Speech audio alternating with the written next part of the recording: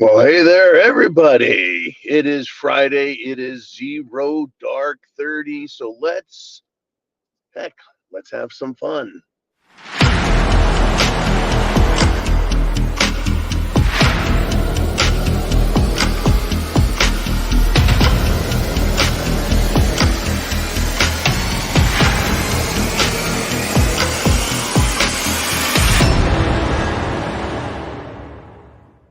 Cut out the jibber jabber.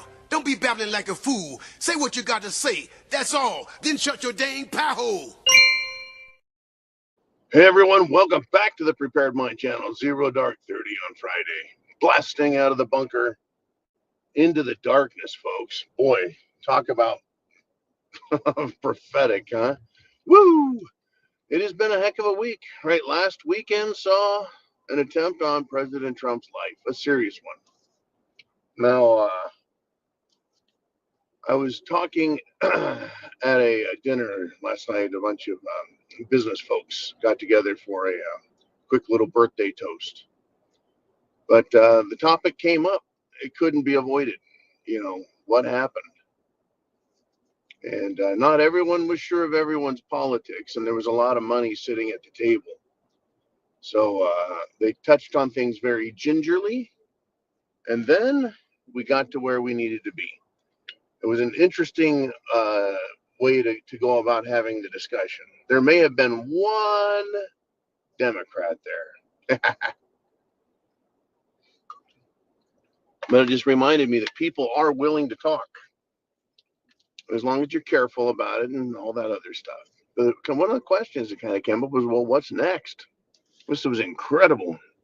What is next? Well, we don't know exactly. But we do know it's going to be messed up, right? We know it's going to be messed up. So this week we learned basically nothing about the shooter, the failed assassin. But wait a minute, no, we did learn something about him. Not only did we find out that he was an anti-Trumper, that he was rabid, that he would attack people verbally over it in class, in school, in his social circles. But we also learned, right, that the kid had alias accounts and encrypted accounts, social media, etc., overseas. So it sounds like either he was smart or his handlers were very sophisticated and wanted to protect what it is that he was to do. Now, let's just examine that a little bit, shall we? Right? We have other instances of presumed attacks and by another class of people, aka conspiracy theorists, presumed false flags. Right? So we can start with a Sandy Hook, right? But Aurora, Illinois.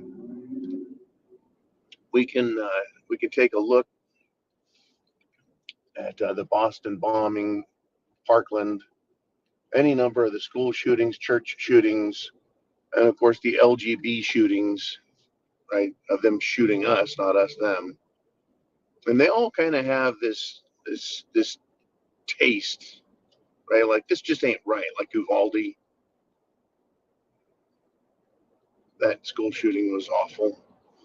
Anyways, what the point is they were all kind of amateurish, very amateurish. Like, what are the police doing? And what's the bad person doing? And why?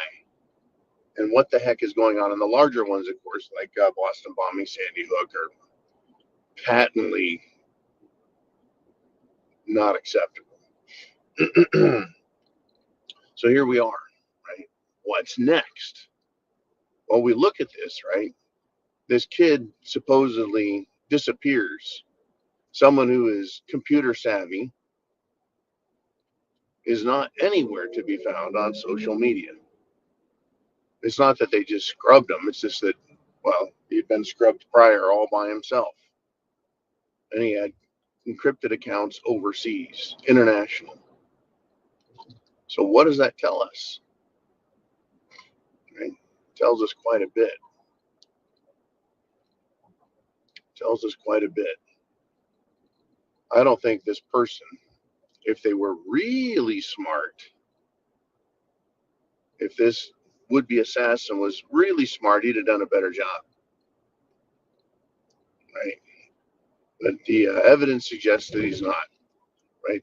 Anyone who can sit down and argue with you or debate with you why they do not like Trump, right, and give you valid reasons, well, that's a smart person. Someone that just attacks other people and goes after them and gets in their face and makes fun of them or belittles them, right? That's not a sign of an intelligent person. And that's what our shooter was, kind of a radicalized crybaby and whiner and sniveler. So, on the one hand, you have your basic, regular, uh, pre post adolescent meatball. Right? And there we are. And then we have this other person who appears to be a sophisticated computer geek who can handle stuff. And maybe the two are mutually exclusive. Hard to say. It is. It's hard to say. Maybe he's good at computers, bad at thinking. Two just don't seem to jive for me. They don't. But you know what? We got a lot going on. The shooting development is going to continue.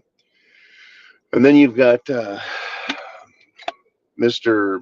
I Mr. Destiny. When I first heard about this Destiny person, I thought it was a girl because, Destiny. He should change his name to Density. But he is reiterating, he is reinforcing, he is rejuvenating, recharging his political violence stance, saying he's going to up it, turn it on, keep it going, push it. And he did that with his crowd. Now, just a big wow. This guy is one of these really popular influencers. And kids, apparently, if they're not thinking, are subject to this influence, kind of like the 500 morons who decided they were going to tear up a skating rink and a couple of businesses because, well, their skating party got canceled. I was down in Florida. Right, a couple of words on social media, and the riots start. Just incredible to me, how susceptible these people are to suggestion and how willing they are to perform like destructive trained monkeys. But what's next? Well, Biden. Looks like Biden's going to step down. They're saying again this weekend. Now, I'm just kind of, he doesn't seem to be sold on it. Everyone's pushing him, from Obama to George Clooney to Schumer and Schiff and Pelosi. So all the power brokers are saying, get out. Kind of like a little miniature palace coup, if you will. But then the story continues as the little bits and pieces come in. Right? See, that's kind of how we see what's coming next. Bits and pieces. Little things they're telling us. Well, they're saying, at least maybe they're allowing us to hear certain things so that we kind of think a certain way. That's another thing. Misdirection. And Democrats haven't been really good at it, so it's hard to give them credit in this instance. They leak information for the most base form of response, the most simple, troglodytish response.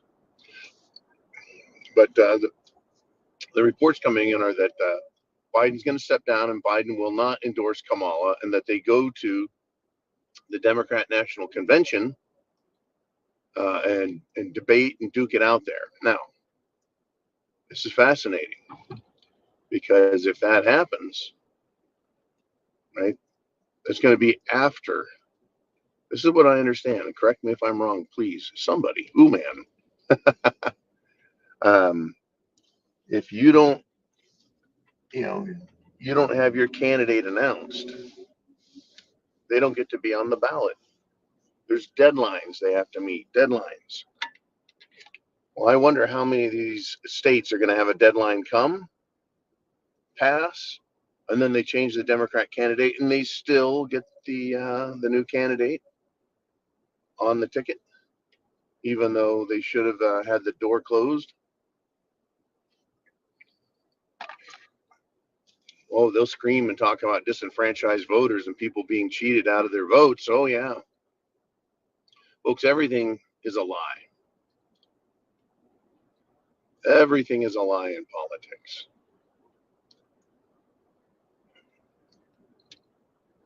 So the big question is, are you ready for what's next? Hey, chance favors the prepared mind. God bless America.